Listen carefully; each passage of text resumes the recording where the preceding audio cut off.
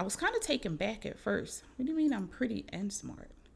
He was like, I don't mean no harm, but it's just the fact that most females can't talk technical language.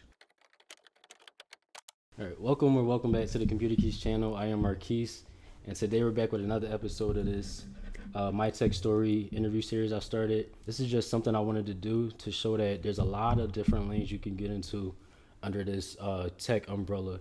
You don't only have to code or, fix computers or whatever. It's a lot you can do. So today I have Heather with me. We actually, I guess, met through my dad. Yeah, through your dad, yep. Yeah, I don't know if we ever met in person, though. No, we have never met in person. This is our first time actually meeting in person. We've talked a lot over on text and everything. Yeah. Let me get my notes out real quick. All right, so, yeah, when I was talking to him for his, he mentioned that he had some other people that might be interested. Mm-hmm. And, more particularly, I wanted to talk to more women because I don't see a lot of women in this field. That's true. So I really appreciate you doing this, taking this time. Coming out here, I know it's supposed to rain today. It's cool.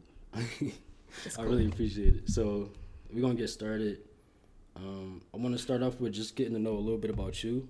So your name, age, location, hometown, race or ethnicity, fun fact, and then like some interests outside of tech. So you don't gotta remember everything. I'll keep you on track. All right. But you can just start with your name.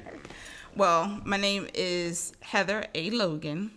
I am a Philadelphia native, born and raised. Mm-hmm. I am very happy to say I am 50 years old as of this year. I turned 50, so okay. Yeah. Fun things for me outside of tech. I love to ride motorcycles. Really? I've had my license. Okay. I've had my my license for quite some time. About 14, 15 years now. I was in the process of getting ready to do it when my mom was in hospice. Oh, wow, okay. And her thing to me was go and make yourself happy. So I ended up completing my motorcycle license. I am a member of the Order of the Eastern Star. It's like the it's what Shauna's with the Masons and stuff. Yes. Yeah. Okay. Yeah. Exactly. Mm-hmm. And I love reptiles. I actually own a. These are really some fun facts. I'm very interested. Motorcycles and reptiles. Let me hear more about that. So I actually own a red iguana. Her name is Miss Whippet. Okay. She is a derivative of the all green iguanas. They just don't have all of that green pigment. Mm-hmm. So she's my baby. She's 1.5 years old. And she's pretty special. She's got a little attitude. That's why I call her Miss Whippet. Because that tail, man, listen, And I've owned snakes before. So hence my snake ring. Yeah. This is definitely some fun facts. Wow. Yeah. So you see you've been riding for about 15 years? Yeah. I don't own my own motorcycle anymore, but I have. But yeah, I have a friend that has a motorcycle, so I do get the chance to rip and run up and down the roads, that need for speed out of my system. So yeah. Yeah. I've done like 4-wheelers and stuff, but I never did the motorcycle. Or like a dirt bike or anything like that. Just mostly 4-wheelers. Yeah, 4-wheelers are pretty fun too. I've done those with my family and stuff down south, and that's really where I believe that they need to be. Is where you got like all the open road, not out on the Philadelphia streets. For sure. But no, that's cool. That's why I like asking that question because it gives like obviously we want to talk about tech, but I want to learn more about like the person. You know what I'm saying? So. Yeah, reptiles, I definitely didn't expect that. Nobody expects that, First of all, I'm a female. Yeah. And I come from a pretty religious background. So, you got the whole reptile, Satan kind of thing floating in there. But, I was just that kid growing up. My mom would take me to the zoo, and it was like, I want to go play with the reptiles. So I was that kid. That's pretty cool. Yeah. And so before we started talking, you mentioned you have a son. Do you want to talk anything about? So I have 3 children. Okay. Actually, my oldest is 31. My middle child is 30, and my baby, who is my girl, she is 27. Okay. So, my oldest, Maurice, he is an electrician. He has his own company, All That Electric. I'm sorry, Just Like That Electric. Just like that? Okay. Just like that. My middle son, Kevin, he does tech as well, but his passion is in photography. Okay. So he has his own photography studio. He's been published in several magazines, things of that nature. And my daughter is a registered nurse. Okay. And I'm a grandmama of 6. I know it doesn't look like it. Yes, I have 6 grandbabies. That's cool. They all sound pretty successful. And it sounds, we're going to get into like your journey and everything, but it sounds like your son's kind of followed in that techie. Yeah, pretty much. He's really, I'll say, self-taught. I remember when he was in like 5th, 6th grade, he was very interested in what I was doing because I got my education, my technical education from Satone Institute. Okay. Which I think is now like Lincoln Tech or something. Lincoln Tech, okay. So he was just interested in what I was doing, and I said, okay, well, I gave him a Frankenstein machine. He was reading my networking and my hardware books, and I said, if you can take, grade? Yeah, 5th, 6th grade. Jeez. I was like, listen, take it apart, show me what you can do. I left him downstairs, came back the next day. All of the computer parts were on the table, just like they were supposed to be. He even took the hard drive apart. Like the hard drive apart? Yes. I've never even took a hard drive apart. Yes. Like the disc out and everything? Yes. Yo, yeah, that's crazy. Yeah. He took all of that apart. No, that's crazy. And he was able to tell me what everything was just by reading the books. And I saw something in him then and knew, okay, this is going to be an issue because he's learning young. And I just gradually, started showing him different things, and he developed that. And I think 7th or 8th grade, he was going to a charter school in South Philly, and he locked the teachers out of their computers from his student computer. So he was very gifted. Wow. And then in high school, he printed the entire Bible, not a chapter, not a verse, but the entire book of the Bible. Why? To all like 40 some printers at the school. Yeah. So there was an issue. There was an issue, but I'm thankful for the teachers and stuff that he had, and he just watched me. He learned on his own. There was a lot of Google University and YouTube University in definitely. there. But yeah, he's doing his own thing now, and he's doing cool. Computers now too. So I might have to talk to him because it sounds like my pop put me on early. Like I was young. He bought all the pieces for the computer. We put it together. I think I was like 9 or 10. So I could definitely relate to that. But I've never even take a hard drive apart. I never even did that. So yeah, I think after this I'm gonna have to get his information from you. Oh, of course, not a problem. Not a problem. That's pretty cool though. So now we talked enough about them. I want to get into what do you do, for how long, and if you feel comfortable, like your salary, like a range or something like that. Okay, so I'm a 6-figure earner. Okay. I've done everything from. So let's start here. I've been in tech for 30 years. Jeez. Yeah. I've done everything from desktop support to now project management. Okay. It was and like the call center. So desktop, call center, desktop support, all of that kind of stuff. Yeah. I've enjoyed it very much. So I kind of fell into project management just by chance. I was working a job. There was somebody there that didn't fulfill the role the correct way. And I just knew everything about our project at the time and how it was supposed to run. Right. And the people were coming to me anyway, asking questions. The other colleague left, and they asked me to step up and take the role. And hence, I've been doing project management now for 14 years. Damn. So something you just kind of like fell into. I just fell into, yeah. But you were prepared for it. For that opportunity. I was definitely prepared for that opportunity. Indeed, it fits who I am as a person. I believe you have to be. I don't say an A-type personality, but you have to be a person that you gotta be like. It's a schedule. It's definitely a schedule. But it's so funny because in my personal life, I'm not as organized. But when it comes to business, there's like a whole switch that kind of flips. No, I feel that. So I'm the same way. Yeah. There's definitely a switch that flips. But I got into this honestly because my brother was the VP of Wayne Computers way back in the day. Wayne Computers?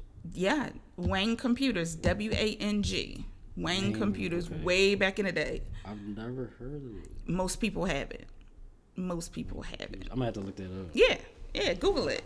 So he got it. He was there, and I would go over to his house and see all of his Frankenstein machines, or just watch the different things that he did. Hence, I got into it. He started giving me Frankenstein machine, just to be able to fix or do stuff with. And he used to take me to Micro Center. So that's how long that they've been around. And that's what I told your dad. I said, I'm pretty sure that we ran into each other at Micro Center. Yeah. But that's a whole other story. Yeah. But that's crazy. That's how I got into it. I was that kid growing up. Yes, I'm a female, I know, but I didn't like Barbie dolls. I played video games.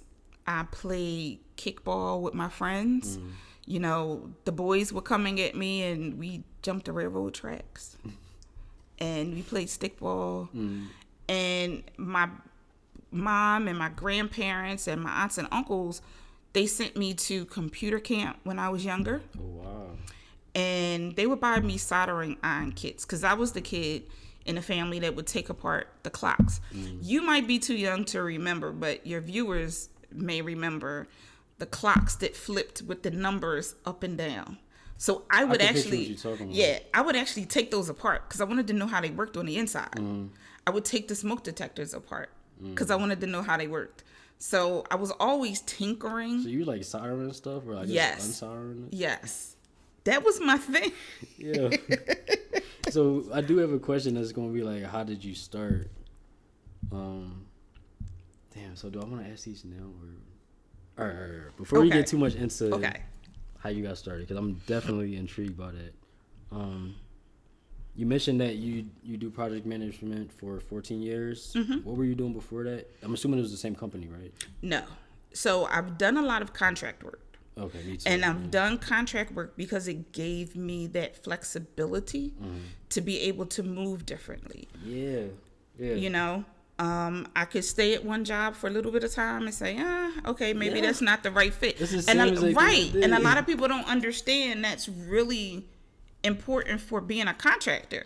It's building a relationship with the company that you're with. Either you're going to stay or you're not.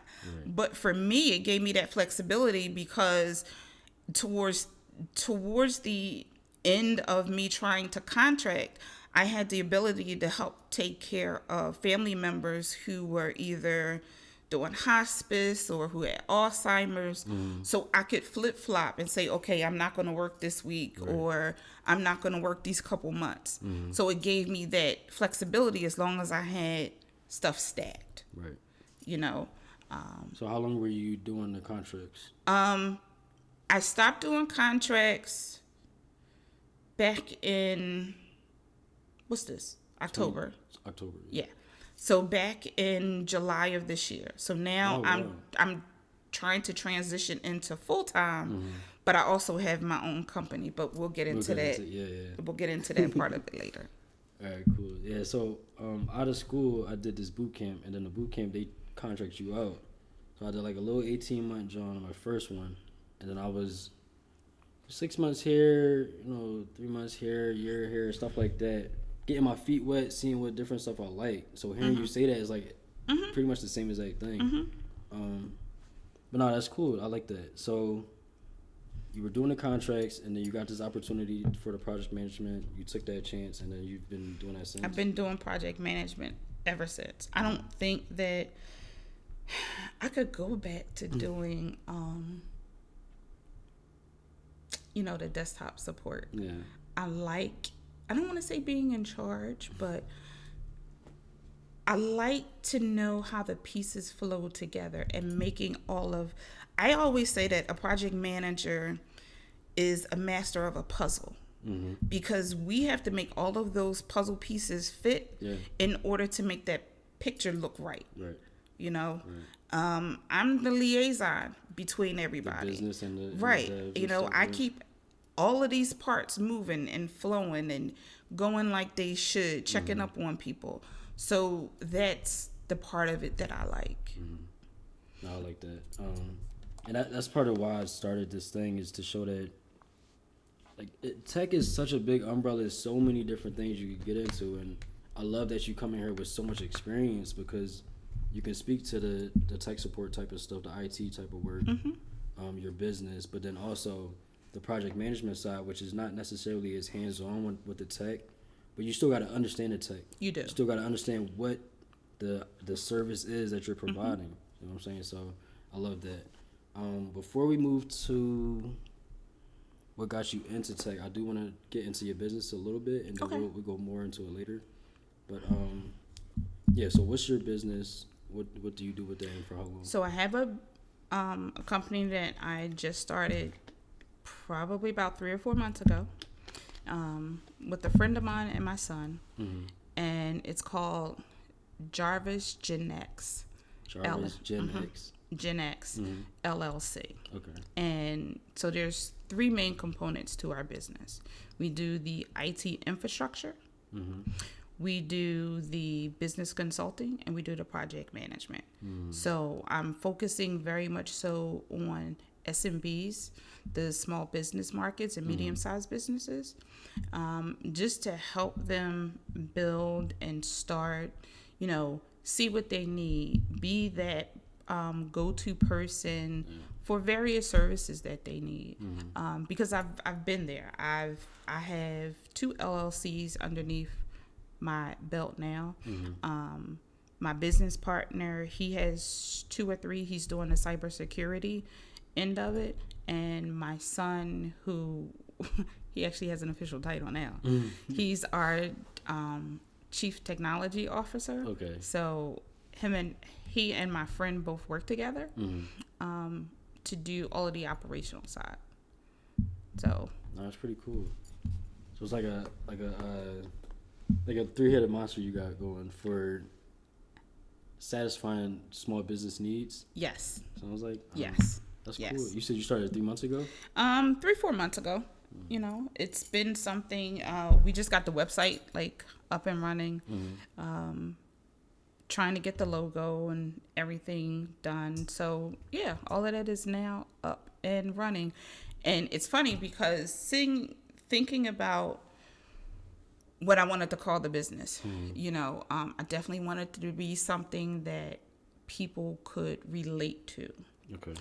And I am a huge Marvel DC person. I was gonna ask you if Jarviz was because when you said that, I'm picturing Jarviz do such and such. So being able to go to y'all and have y'all fulfill those needs that the business might not be able to do for themselves. So just like Jarvis with Tony Stark, our Jarvis actually means something now.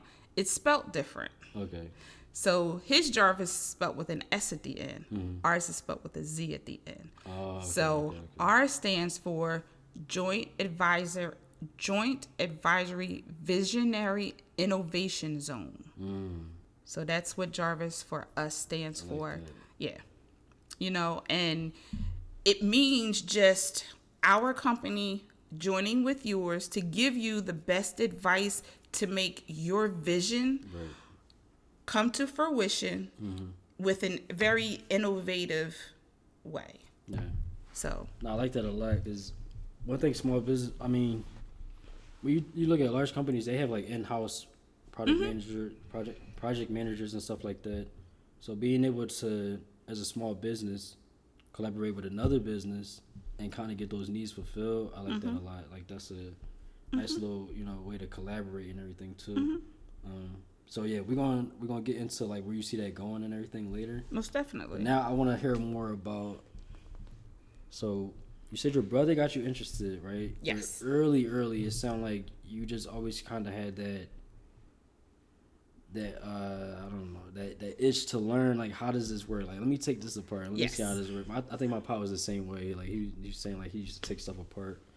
But like, where do you think that started? That's a good question. Like, I think it was just watching my brother. But believe it or not, that wasn't my first career choice. Oh, really? It wasn't. That's one of the questions too. It wasn't my first career choice, but it just became, you know, from a child, just a passion of mine. It was just something innate within me.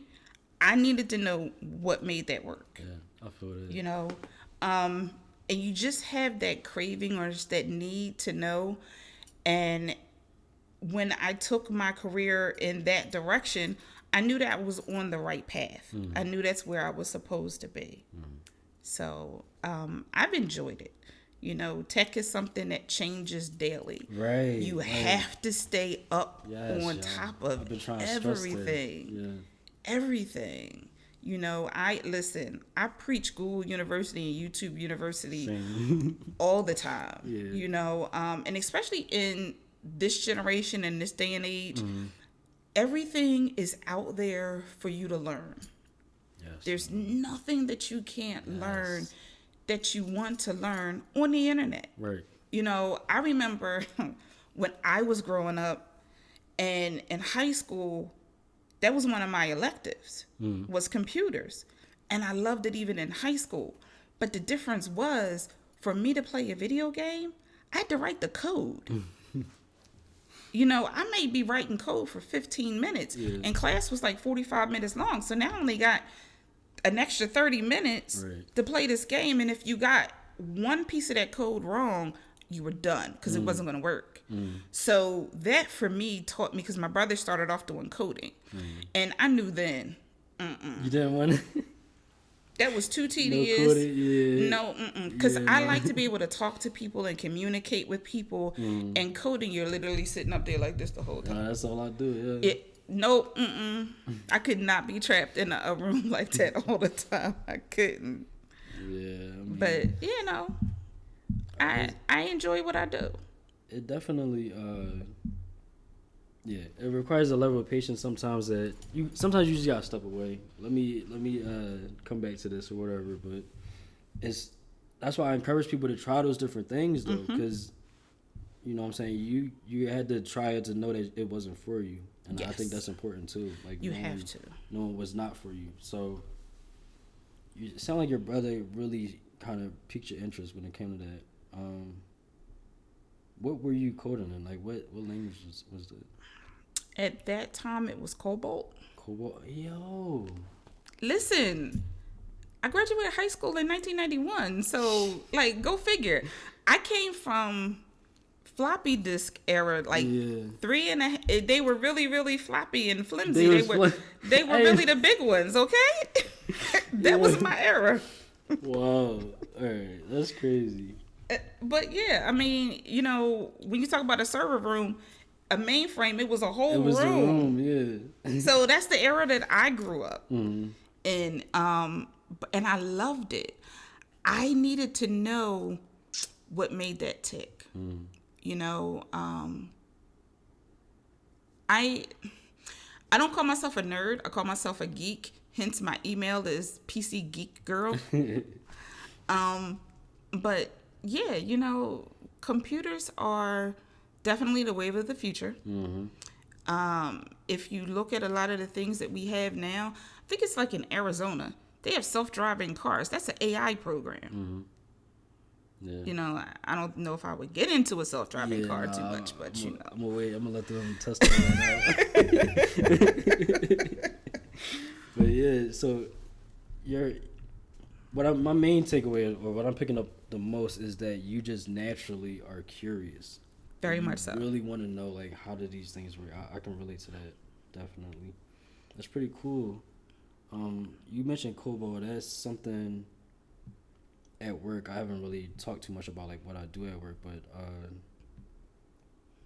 there's this basically it's an old program written in Kobo or Kobo, however you say it. Cobalt. Yeah, and then they want to like modernize it basically. So I was learning it, and that I can see why that would be tedious to do. Because it's like you said, if it messes up, you know, you gotta like kind of go back and figure out what line of the code. If it's not indented right, it could break. It's just, I'm cool off that language. But like something like Java, you know what I'm saying, TypeScript or Python, something like that, I think is way more manageable than that. But, yeah. Now, Python is something that I haven't learned. I can't say that I really want to. I'll be honest. That's why I do the project management side of it. If it's something that needs to be coded, I'll bring it to you.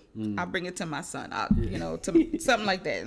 Not doing that no more. No, I feel that. I like that. I like that you like tried it and realized, that's not for me. Because I feel like that's very important. I enjoyed the hardware break fix. You know, I help your dad out my with dad's the same that. way with that. Yeah. So it's been fun. You know, you get to meet people that way. I've worked in 3 of the top law firms here in Philadelphia doing desktop support. I've worked with a lot of big names within the law industry. And I realized then, and I'm definitely a people person. That's just huge. You gotta be, and being on this side of it, you have to be able to relate to people. Got to, yeah. That's so important. You know, even doing what I do with your dad a lot, and talking to people, you have to be able to break tech language down to them in layman's terms, something that they can actually understand, because they don't understand tech jargon like we do. We can all sit in a room and have a whole conversation and we can enjoy one another. Somebody else looking in is like, what the heck are they talking what are they about? saying? It's like it's a whole foreign language to them. But I'm glad you brought that up, because I've done a bunch of these, but that's never come up. The part of it, it's like not only do you have to understand, but when you're on that client facing side, you gotta be able to relate or relay the information to them. They don't know what you're talking about. You start talking about functions and all this other stuff. Like, they just want to know, is this going to do what I needed to do? Like, that's it. But nah, that's cool. I love that, man. I love that you kind of got that. I feel like you have to have that mindset of, you do. Let me figure out how this works, and then let me see how I can show other people, or have them understanding. I love that. You do. Like, I've taught computers. I've taught it to seniors, and I've taught it to middle-aged and kids, and I like that aspect of it too. Whether it was Computer 101 or just how to use Microsoft Office products. Everybody's like, oh, I don't know how to use Microsoft Office, but I know how to use Word. Okay, so this is a whole teaching moment.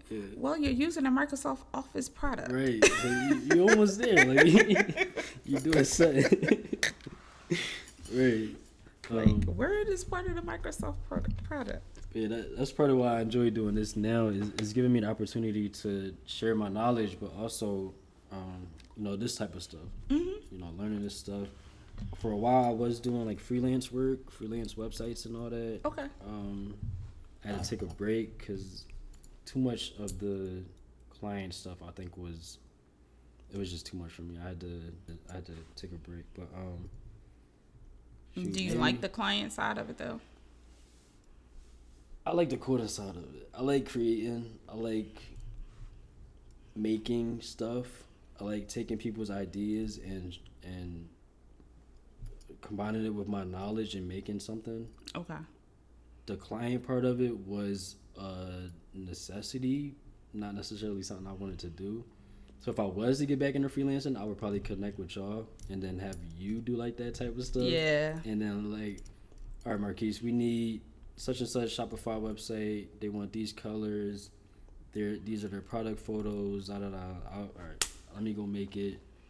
You go back. So you are that person that doesn't mind sitting off in the room by yourself. Yeah, no, okay. I'm a homebody very much so. So like, if I'm you not, and my son would get along perfect. I figured. From what you were saying about him before, I figured. Listen, as a teenager, he wanted to build weapons of mass destruction computerized. I was like, oh, hold up. Not that much. But, yeah, so I feel like it's important to try different stuff so you can see what you like. Well, so earlier you mentioned that this wasn't your original plan. So what was it? What did you want to do originally? So originally, I had a scholarship to Tuskegee University from high school, and I didn't go. I had an ROTC scholarship. I was going to go into the service. Oh, like the Air Force or Army? Yes, I was going into the Air Force. I had already taken like my ASVAB. I had already passed all of that. So it was the cutoff for me. Up. So yeah, all of that was already set up. I was down for it, but at that time, we had the whole Tel Aviv, the first Iraqi war. My second oldest brother, he was in the service, and he was calling back and forth home from time to time, and he called me one time, and you could hear the Scud missiles flying overhead. Oh no! So he was like, "Sis, this is not for you. A female does not belong here. I don't want you to do this. Find a different avenue." And we tried to continue that conversation maybe for about another 5 or 10 minutes, and boom, I heard the phone just cut off. You could hear the Scuds, the missiles coming in and just dropping. Damn. And I didn't hear from him for like another week. Damn. And for me, that made all the difference in the world. Yeah. I knew immediately then, okay, I need to find a completely different avenue for me to go into. So my mom was a licensed cosmetologist. So I said, okay, let me try and go do hair. Find something else to do. Because college, I don't want to say just wasn't for me. Just at that time, I just didn't think it was the right avenue. And college was really expensive. You know, my mom was a single parent. We had help from my grandparents and my aunts and my uncles. But, you know, my dad died when I was 6. So raising a child in that day and age, and you talking about me going away to college. Yeah. That was a lot. It was a huge expense. I'm not sorry that I didn't go then, because I did end up going to college, and I'm back in school now. But I'm sorry that I didn't experience college at that age. So do you feel like you missed out on certain things because you didn't go at that time? Probably so. And I would honestly have to say just those like lifelong college friendships that you kind of like build up and you develop then. Because I got married like not too long after high school. So I was married. I stayed married for like 20 years. We divorced. We have beautiful children and grandchildren out of that. But God just had me on a different path. And I'm glad that I took the path that I did. But of course, I think in life we all have some sort of... There's always those what ifs. Those what ifs. Yeah. You know, those definite what ifs.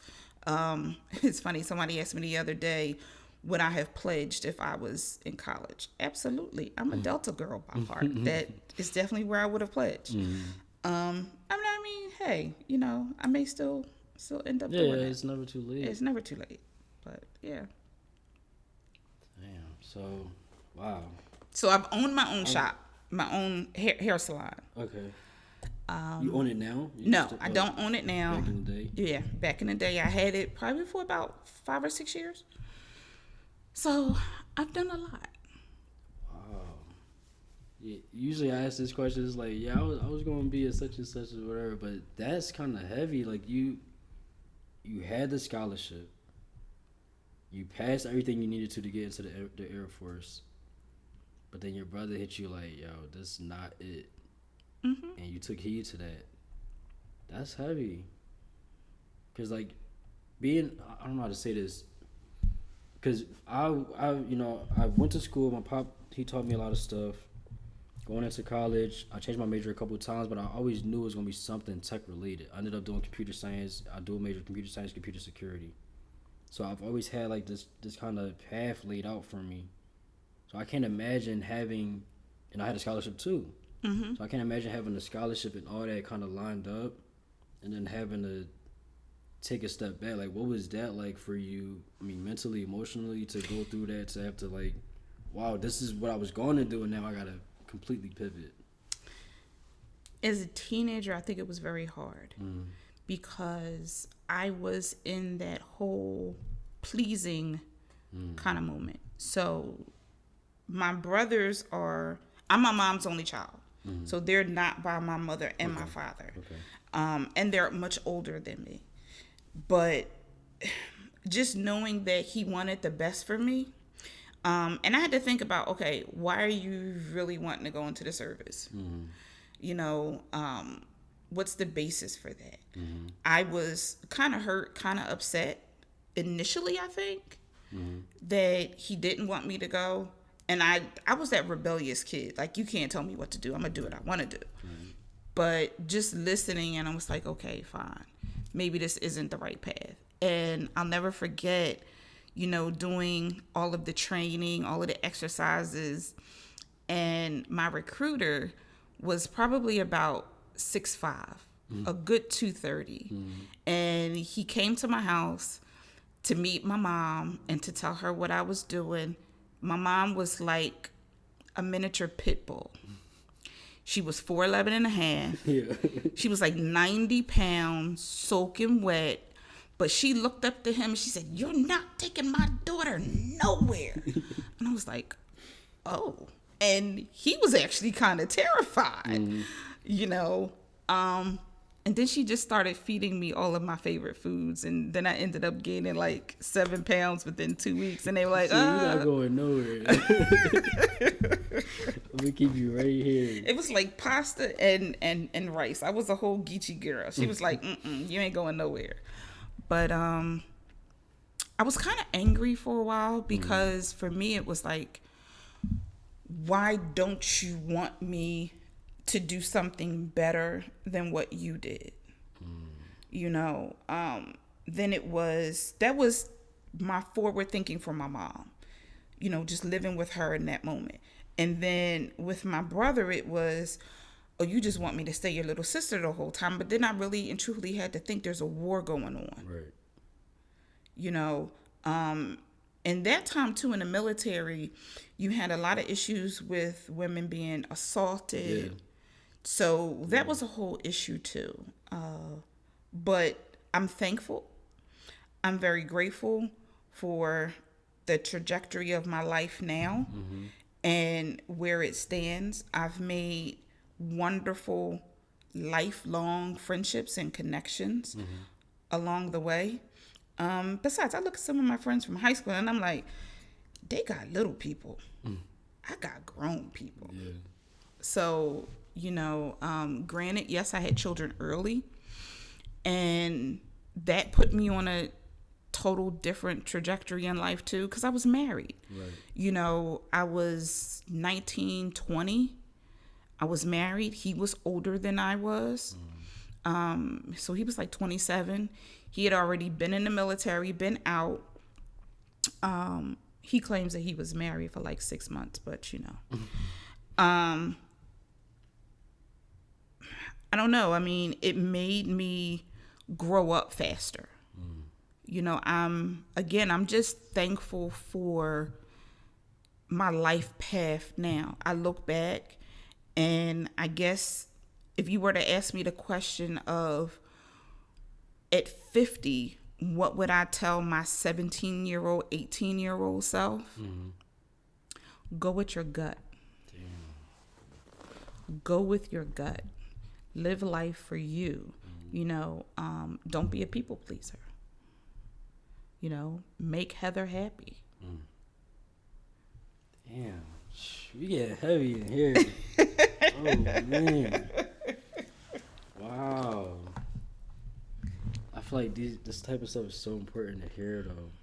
Mm-hmm. It is. That's a big thing to have to deal with that early.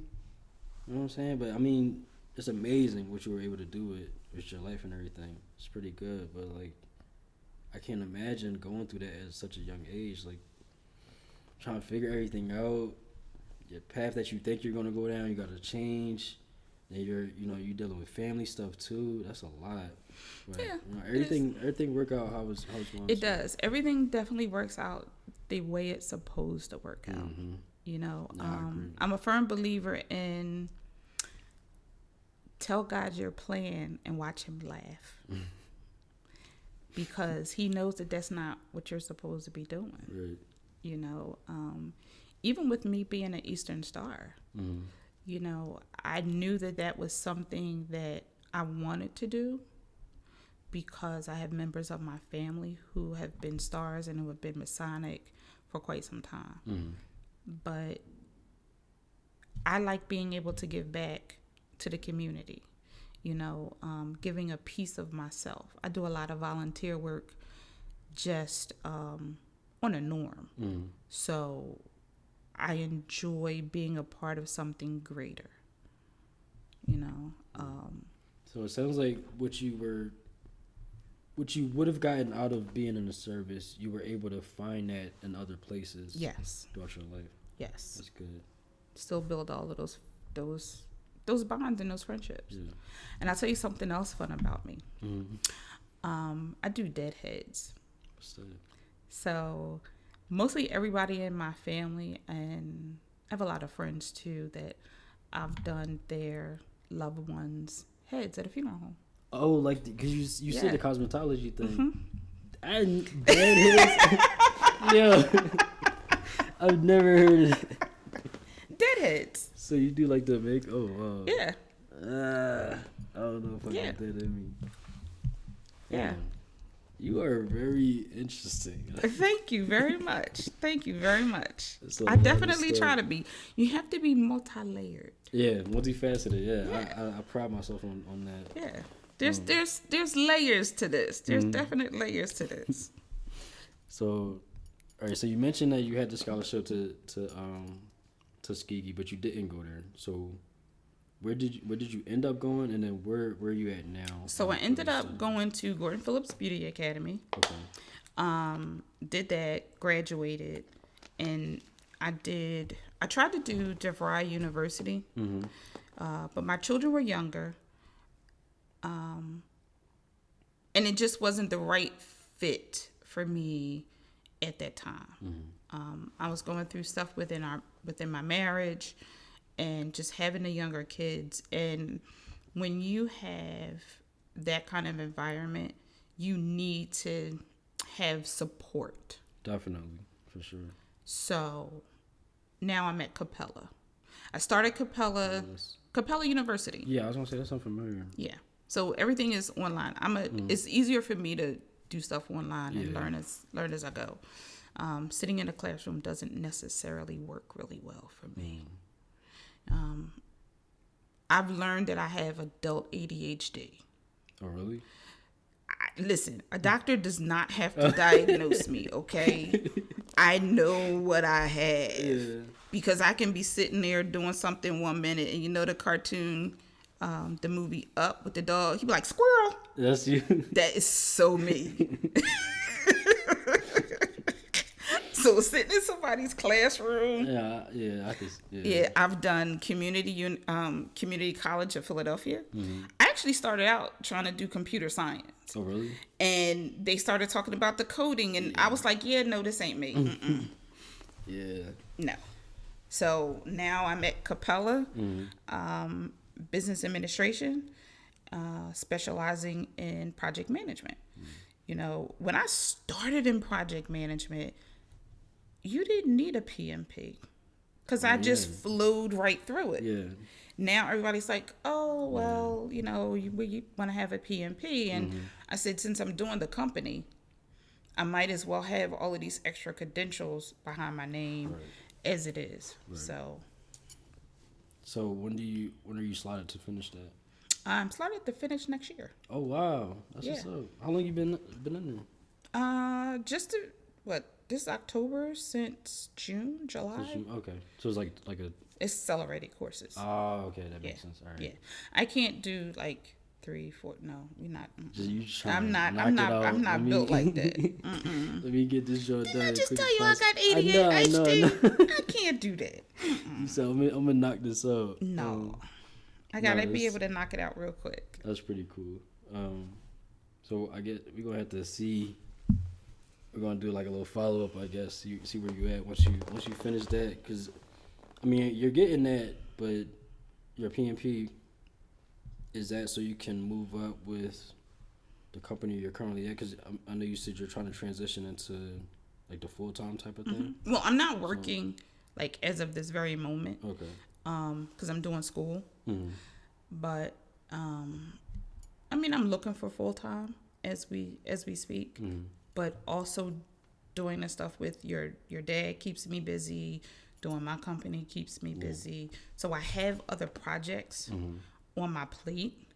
But if something full time, remote comes up, I'm all for it. Okay. I'm all for it. Sure, I'm gonna probably send you some recruiters. They always reach out and stuff. Oh, sure. Send them my way. Not a problem. All right, send them word. I got you. So all right. This is my what time we? All right, we're making good time. This is my favorite question. So, you didn't mention. I don't think you mentioned your race. I can tell you're black, but like, do you know?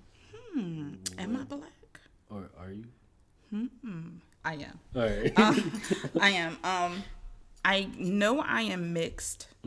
My father's mother, my grandmother, was half white or half Caucasian to be politically correct, and Indian.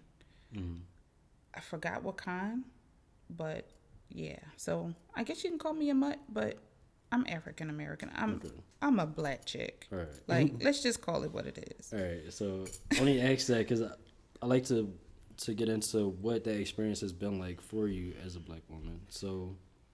In the tech industry? And yeah, which is, mostly white male, Asian male dominated. So what has that been like? Whew.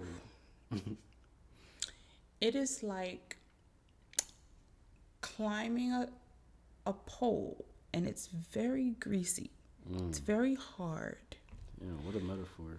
And I say that because and I've had it happen to me quite a few times, when you read my resume, if you don't look at my name, it reads like a man's resume without the project management stuff on it. So if I give you 10 years of just my hardware, software background, it reads like a man's resume. And I've had it happen. And then they look and say, oh, Heather. So I don't have a black girl's name. Yeah. So now you put just my project management piece together and you look at my name. Oh, it's a white girl. Okay. Right. I've had it happen. Somebody comes out, sees me in an interview, and they're like, oh, is Heather here? And I stand up and they're like, oh, hi. I'm the black girl, and I got locks too. But I've either been hired because I'm eye candy. I've been hired because we need to meet a quota. But I've also been hired too because of my talent and my skill. When I was traveling doing the hardware project management piece of it, I managed a team East Coast, Midwest, and West Coast. And most of those guys were younger than me. Some were older, but it was very difficult because I didn't want them to cut me slack because I was a female. Right. And I didn't want them to cut me slack because I was older than them either. I've worked with people and managed people that were probably old enough to be my children. But don't cut me no slack, because you think it's an age thing. I'm cool. Right. I can hold my own.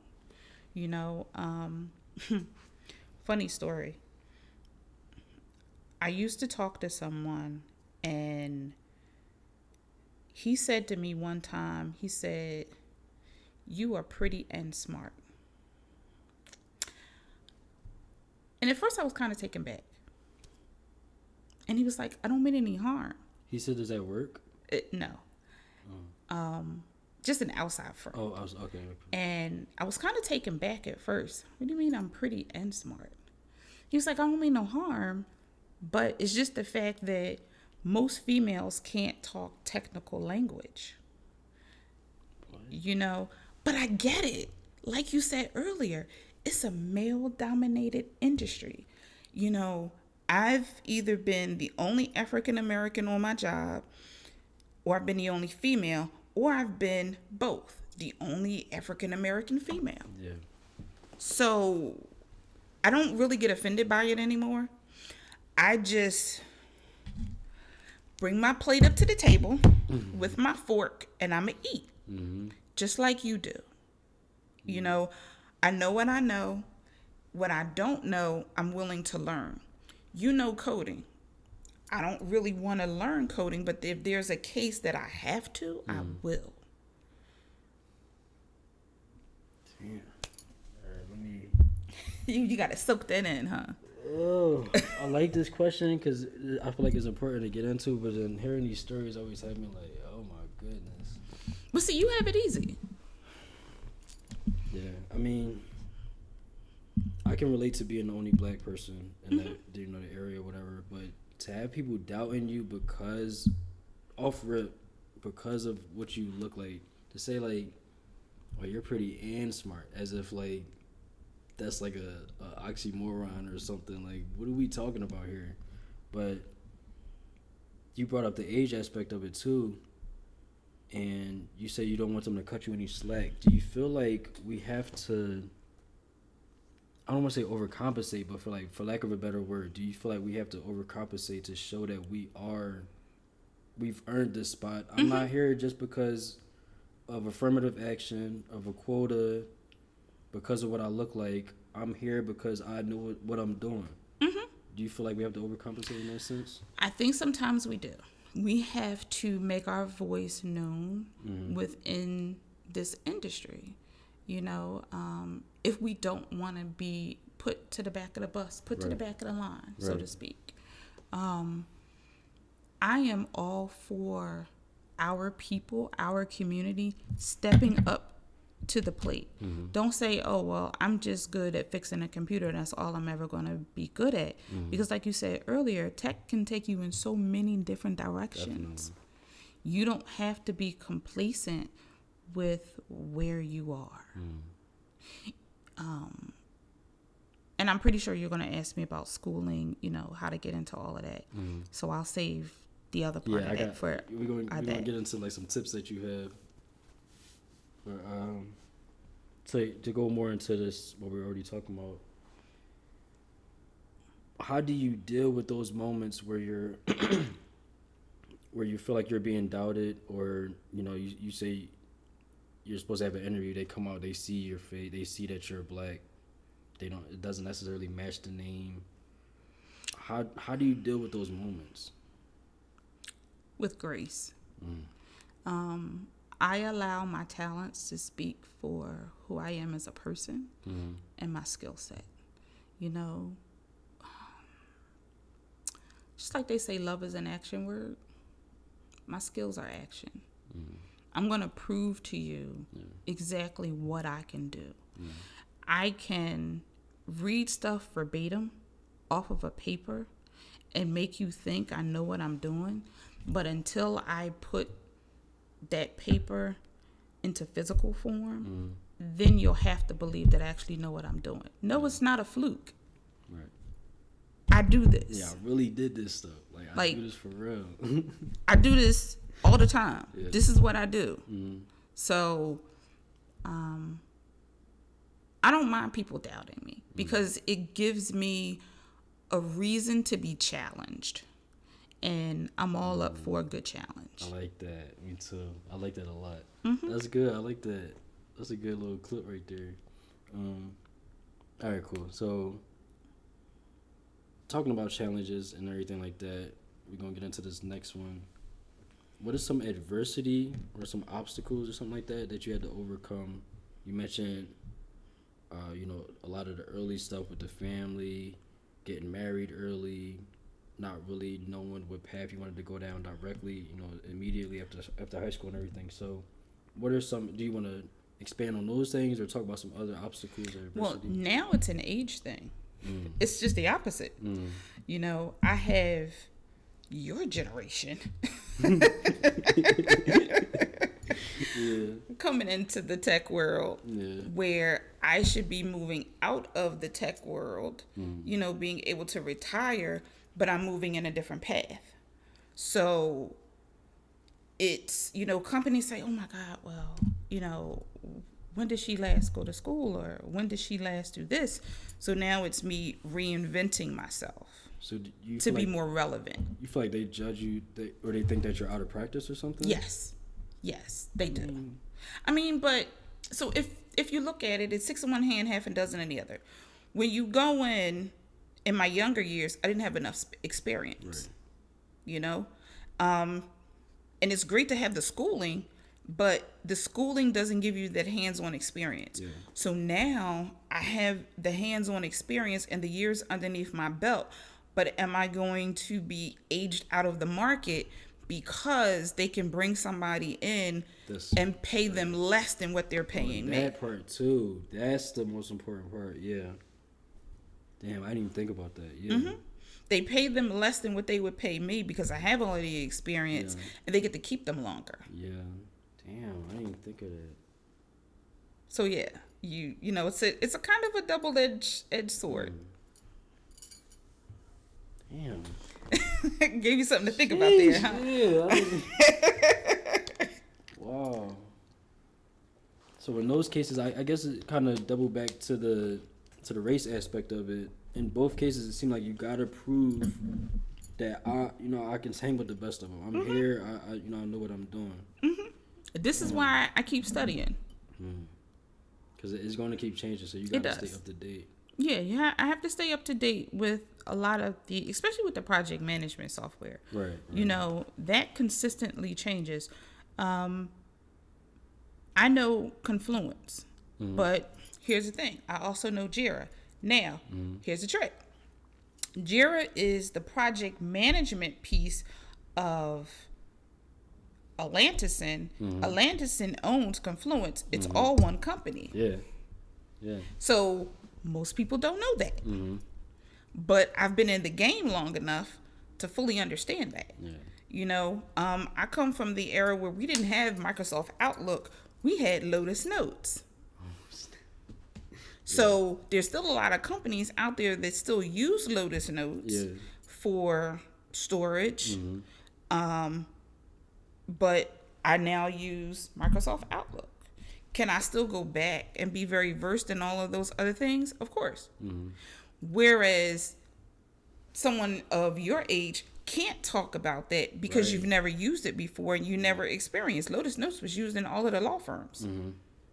So I can speak to all of the old language, but yet I'm still relevant enough that I know SharePoint, I know Monday.com, I know Trello, I know Microsoft Planner, I know Jira, I know ServiceNow. So I know all of these new softwares that we're using now in conjunction with everything else that's old. I mean, you naming damn everything I use at work. Right. So like, ServiceNow, Jira, Confluence, like Bitbucket, all that stuff. Yeah. So, I mean, shit, it sounds like you like still on it. Yeah. Sure. I mean, I definitely do my best to keep myself relevant.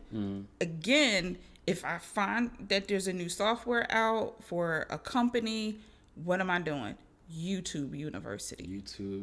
Yeah. I didn't know how to do VLOOKUPs in Excel. I was like, okay, this has got to be easy. I literally popped it up on my TV screen. I sat down there with my laptop. I was like, okay, yeah, let me pause that because that works like that. You know, you have to be able to stay relevant and keep on top of those things. So, yeah.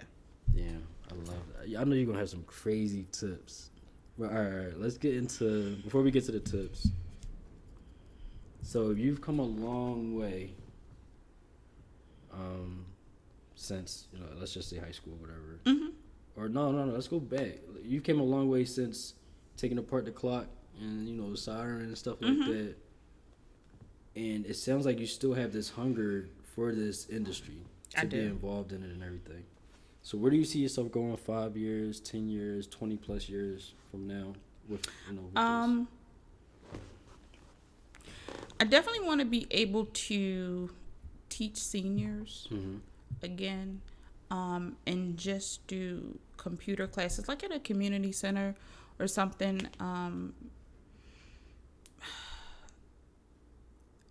It's that part of me is because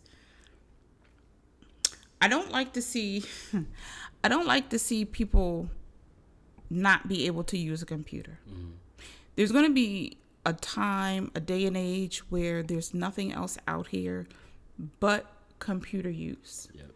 You know, your phones are now just mini computers. If you think about all of the things that we used to have to carry in our pocket, a calculator, a tape measure, a measuring device, something, all of that is right here in the palm of your hand. So we need to be able to use it. Being able to have my company grow and develop, I just want to be able to sit back, close my eyes, and my company runs.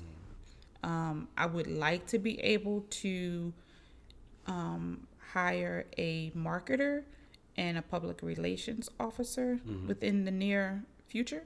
I am currently now looking for someone to write grants so I can get that kind of funding going on.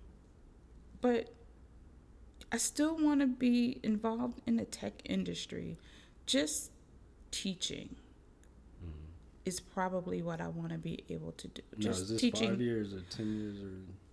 Maybe 5 years down the line. Teaching could honestly be within the next couple months, to be quite honest about it. But 10 years down the line, I just want to be running my company. You know, not necessarily working for anybody else. I like that. So that's my whole 10-year plan. I'll be 60 by then. So 65, 70, I guess I'll retire, because there's nothing really in this industry that's hard. Right. You know, on this side of the scale, you can still be doing the project management piece of it for years. I'm not lifting nobody's computers no more. I was going to ask you about that too. Nope. Love your dad like I do. Nope. I don't even want to lift the computers no more. Nope. The heaviest thing I want to be able to carry is somebody's mouse, and it better be cordless. I'll do a laptop. Yeah, That's about it. Just a laptop. With me. I'm plugging a tower, getting down there. Yeah, I'm not doing it. No. But if you think about it, towers are now become somewhat obsolete because they have the mini desktops. So, and I love those things. I love the mini desktops. They take up so much less square footage.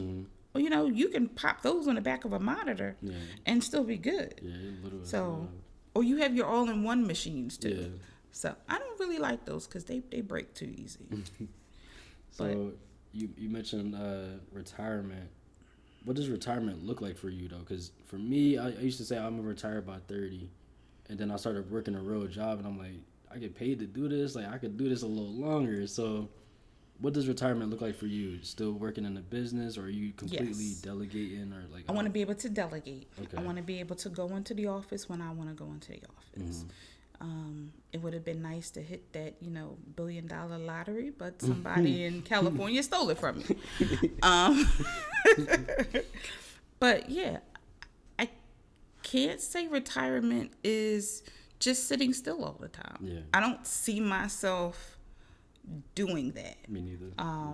I would love for my friend and I, will probably be married by then, and just riding away somewhere, traveling, and still being able to work remotely, because I'm pretty sure that's the way the world is going to end up going. Yeah, I can see that. The pandemic taught these companies and corporations so much. Just was talking about that in the last Yeah, you're so much more effective if you allow your employees to work remotely and on their own time. That flexibility. And flexibility is important.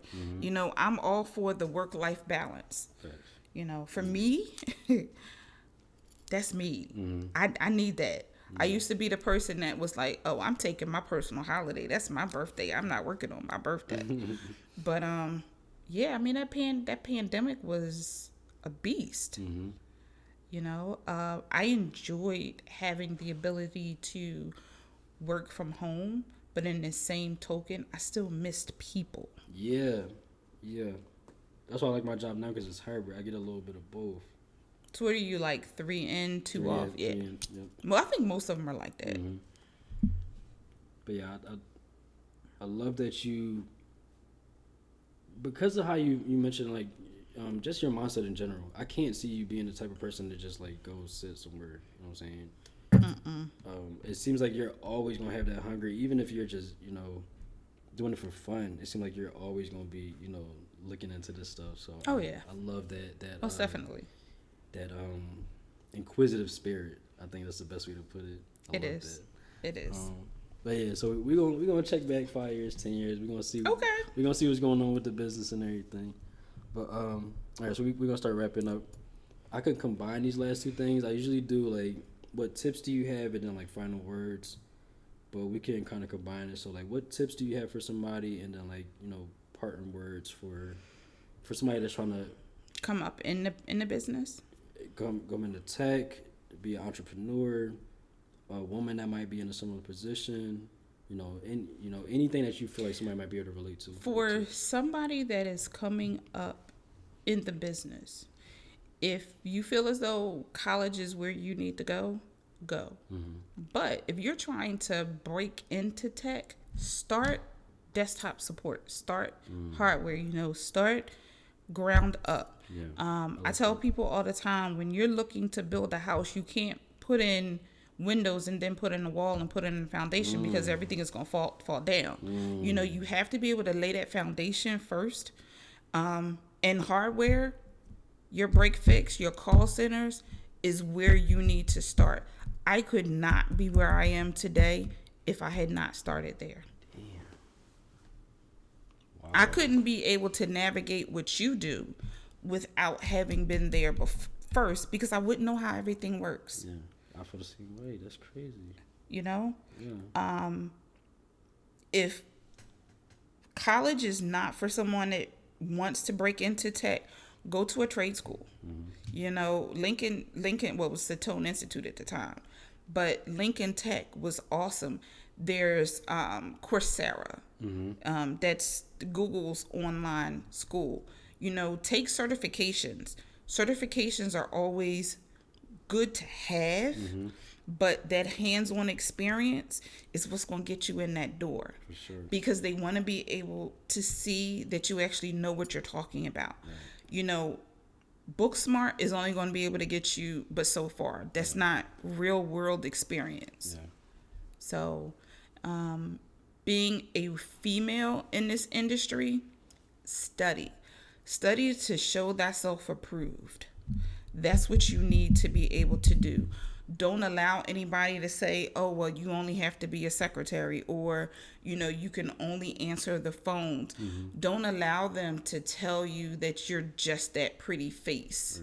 Right. If you feel like getting underneath the engine and breaking that computer apart, having a solder and iron kit, do it. Do it. Pull up your chair, pull up your plate, eat with your fork. Ooh. At that table. Let's go, yo. That was great. I knew you was gonna have some great advice.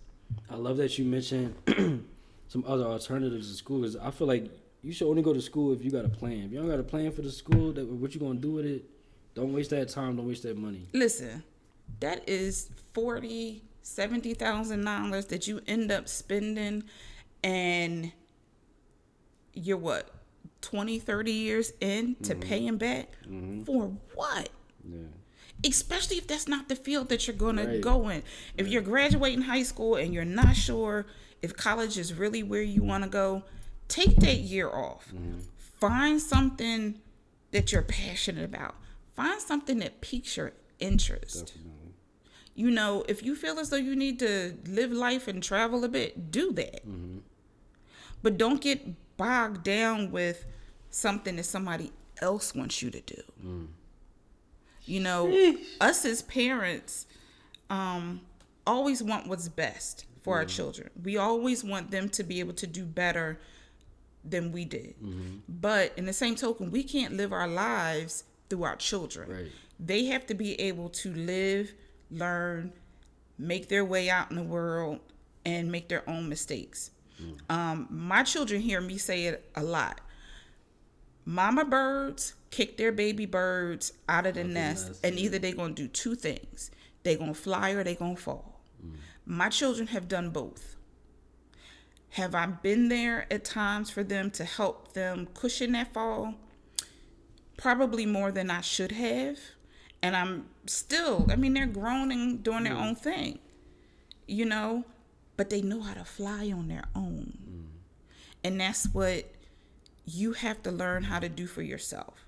Break out, do your own thing, live your own life.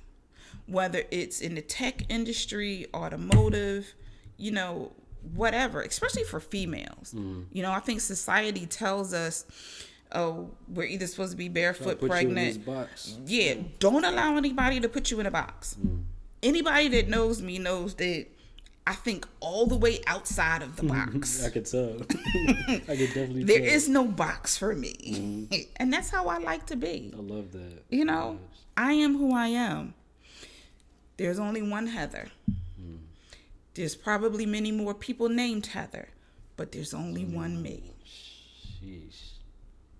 Yeah, I'm not even going to try to go expand on that or nothing. I couldn't end it any better. You came in here with like some true wisdom, and that's why I appreciate this so much. Thank you so much for taking this time and doing this. I thank you for having me. Wow, that was such a good convo. But the name of my website is www.jarvizgenix.com. Okay, I'm gonna put it on the screen too. Yep. So you can see it. jarvizgenix.com. Jeez, thank you so much. You are so welcome. It was fun to be here. I have enjoyed this very much. Yeah, I'm so glad. This is a good job. All right, so yeah, that's it for today. I don't really have too much more to say. She hit the nail on the head. That was some true wisdom right there. I hope y'all took some takeaways from that. But yeah, that's it. Y'all be safe.